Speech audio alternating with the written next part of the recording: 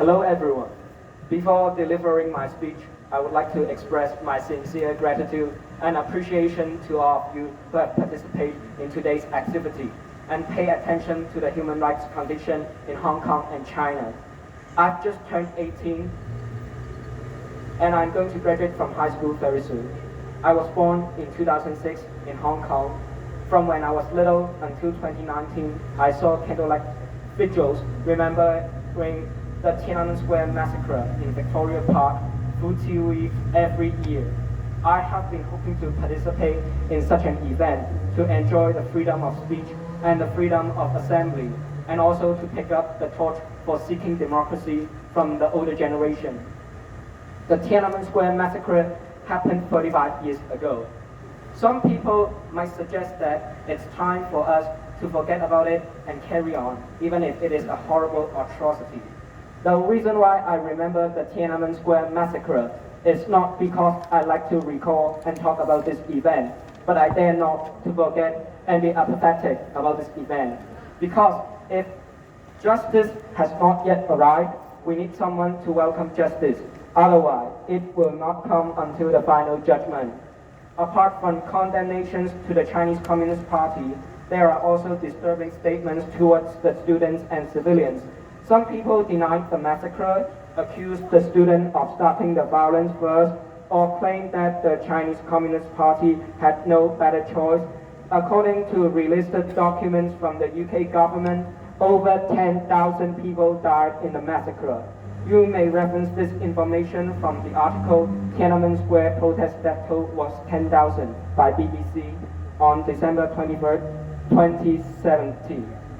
If there is a huge riot that caused more than 10,000 lives to stop, why were Deng Xiaoping and his political allies totally fine?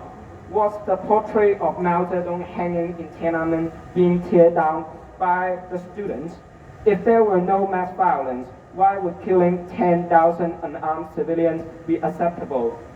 Some people were claiming that nothing happened on that day, and at the same time blaming the students for trying to commit subversion. Therefore, necessary actions are required.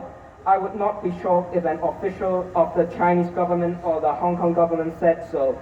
But what is heartbreaking is that such contradictions were believed by a lot of people who would never have access to the power.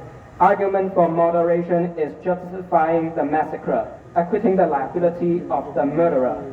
Remembering Tiananmen Square massacre is not only about remembering an event happened 35 years ago in Beijing, but also stating that people who remember would neither ignore nor accept the deeds of the Chinese Communist Party. That is why the Chinese Communist Party fears about people knowing and remembering the Tiananmen Square massacre, fears about people who died because of Chinese Communist Party being remembered, because even the Chinese Communist Party knows what it has done is not reasonably acceptable. If we forget the Tiananmen Square massacre, we are giving the acquiescence of continuing its brutal rule to the Chinese Communist Party. Hong Kong was once free, but under the National Security Law and Article 23, Hong Kong lost its freedom and relatively fair elections. If we tolerate evil, if we do not resist evil with enough strength, evil spread like plague. How many people could expect 10 years ago that Hong Kong would lose its freedom today? Although the students in Beijing in 1989 and the Hong Kongers in 2019 failed, we still can only see the dawn's early light of freedom if we continue to strive, because it is unrealistic to be free and keep our freedom by doing nothing while facing a tyranny. Therefore, it is our duty for those of us who are living in a free country to continue to speak for those who cannot leave Hong Kong and China, even if it is not on the soil of the People's Republic of China. The Chinese Communist Party would still not tolerate dissent.